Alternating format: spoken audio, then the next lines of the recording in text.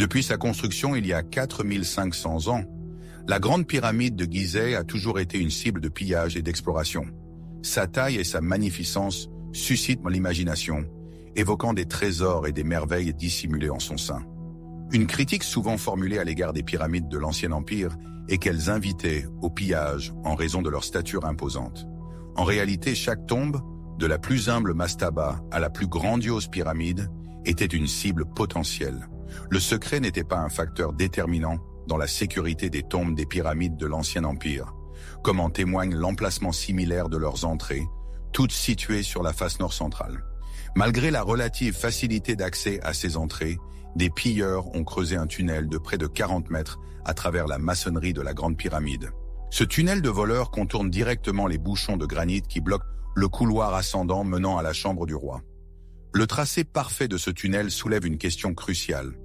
Si les pilleurs connaissaient la conception intérieure de la Grande Pyramide, pourquoi se sont-ils donné la peine de creuser un tunnel au lieu d'emprunter les couloirs plus facilement accessibles? Nous allons analyser le tunnel des voleurs afin de trouver des indices permettant d'expliquer sa conception et de résoudre l'énigme fascinante de la manière dont la Grande Pyramide a été dépouillée de ses trésors. Il est essentiel d'examiner comment les pilleurs auraient abordé la tâche de pénétrer dans la pyramide. Déchiffrer la maçonnerie d'une pyramide pour comprendre les décisions de construction est déjà une tâche ardue, mais analyser le travail désordonné d'intrus représente un défi encore plus grand. Il convient de mentionner que le tunnel des voleurs est communément attribué au calife Al-Mamoun, qui serait entré dans la Grande Pyramide en 832 après J.B.C. La raison en est que l'histoire écrite de la visite d'Al-Mamoun est la première mention connue du tunnel des voleurs, et dans ses récits, il en revendique la création. Cependant, de nombreuses raisons incitent à douter de cette version, notamment les détails de la visite d'Al-Mamoun et la méthode de découverte du tunnel. Selon la version la plus répandue, Al-Mamoun n'aurait pas réussi à localiser l'entrée originale de la pyramide et aurait donc choisi de creuser directement vers l'intérieur à partir d'un endroit arbitraire. Après avoir creusé à travers plus de 30 mètres de maçonnerie, la pierre dite prismatique située sous les bouchons de granit aurait été déplacée par l'excavation. Le bruit de la chute de la pierre aurait incité les fouilleurs à se diriger vers l'est, en direction des bouchons, et à découvrir par chance la jonction du couloir ascendant. Tout dans ce récit semble improbable.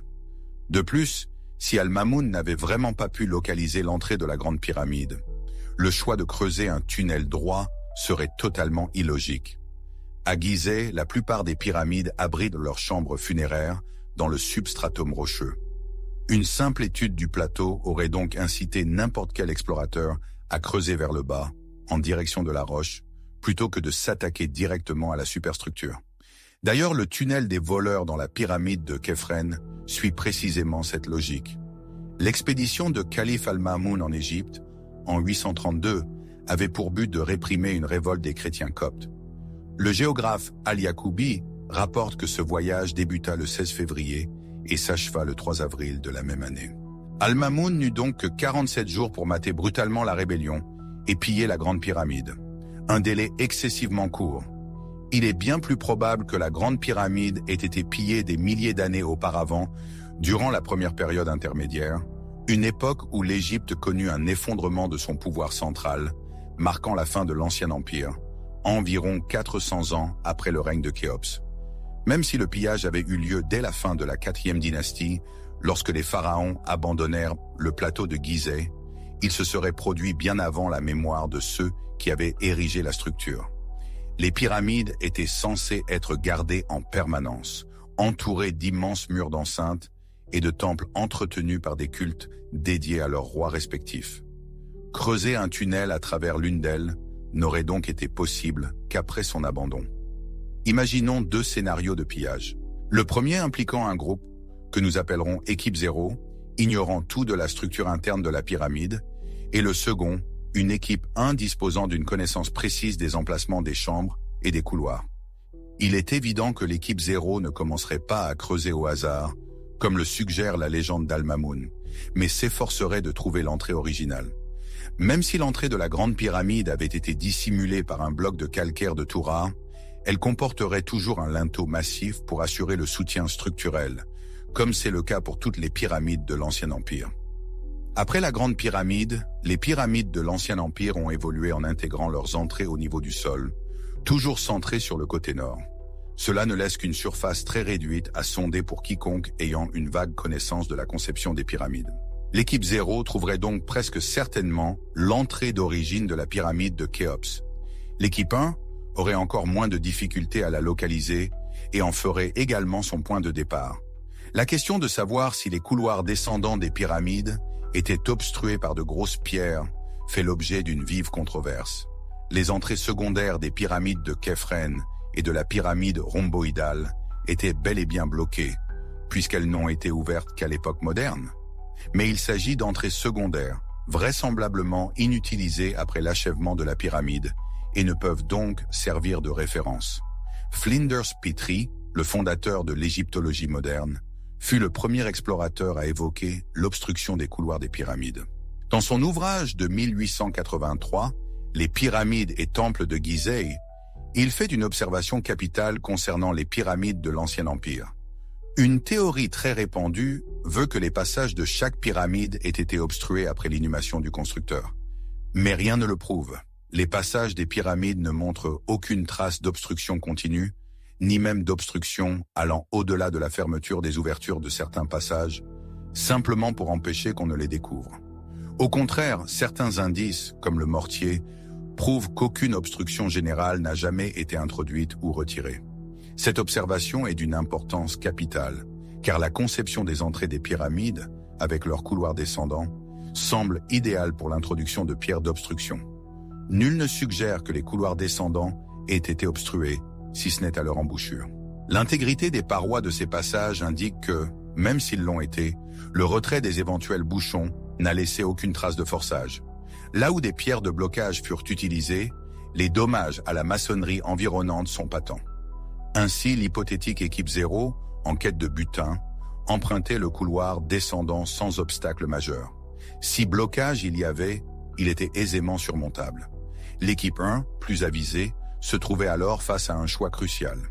Si le couloir descendant était obstrué, et connaissant l'existence des bouchons de granit du couloir ascendant, elle pouvait utiliser l'entrée de la pyramide comme point de référence pour creuser un tunnel de voleurs, contournant ainsi les défenses extérieures. L'exemple du Mastaba 17 en témoigne. De longs tunnels de pillards privilégiaient le chemin le plus direct vers la chambre funéraire. Bien que cette option soit plausible pour la Grande Pyramide, elle me semble peu probable. Creuser à travers la maçonnerie grossière d'une pyramide diffère radicalement du percement d'un tunnel souterrain. Une seule crainte hantait l'esprit de ceux qui s'aventuraient ainsi. La montagne de pierres prête à s'effondrer au moindre faux pas. C'est là que l'équipe en hésiterait. De notre point de vue moderne, le tunnel des voleurs semble relativement sûr, grâce à l'utilisation généreuse de mortiers qui liaient les blocs. Cependant, la Grande Pyramide fut la dernière à être construite de cette manière.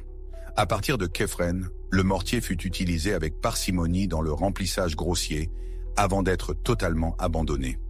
Le tunnel de voleurs de la pyramide de Khéphren s'effondra dans le passé, et les explorateurs des 19e et 20e siècles ne parvinrent jamais à le rouvrir, malgré des efforts considérables.